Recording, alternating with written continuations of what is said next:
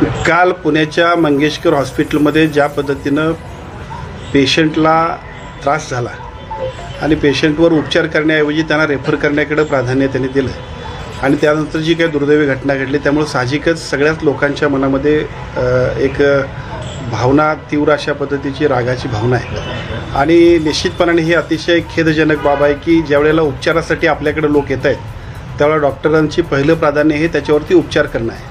परंतु दुर्दैवानं या सगळ्या घटनाक्रमामधनं ज्या पद्धतीचा एका बाजूला पेशंटच्या नातेवाईकांना प्रचंड त्रास झाला आणि त्याचबरोबर एकूणच त्या हॉस्पिटलच्या कामकाजाबद्दल सुद्धा अत्यंत गंभीर अशा पद्धतीच्या तक्रारी येत आहेत. साहजिकच काल ही घटना घडल्यानंतर समाज माध्यमांमध्ये असेल, लोकांच्यामध्ये असेल, ज्या पद्धतीच्या तीव्र भावना आहेत त्यानंतर आपण आरोग्य विभागाच्या वतीनं डेप्युटी डायरेक्टर पुणे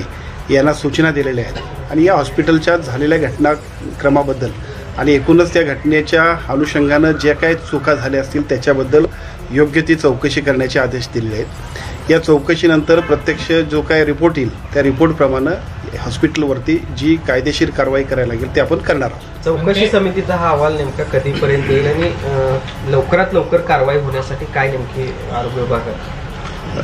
चौकशी समितीला काल आपण सूचना दिलेल्या आहेत. आज दिवसभर ते त्याच्यात काम करतील. अजूनही काही त्यांना, कारण शेवटी सगळ्यांना आपलं म्हणणं मांडण्यासाठी सुद्धा आपण वेळ दिला पाहिजे आणि ते म्हणणं मांडून दिल्यानंतर जे काय आरोग्य विभागाचे रूल रेग्युलेशन्स आहेत आणि जे काय हॉस्पिटल एका बाजूला ते सार्वजनिक आरोग्याच्या बॉम्बे नर्सिंग ॲक्टप्रमाणे चालतं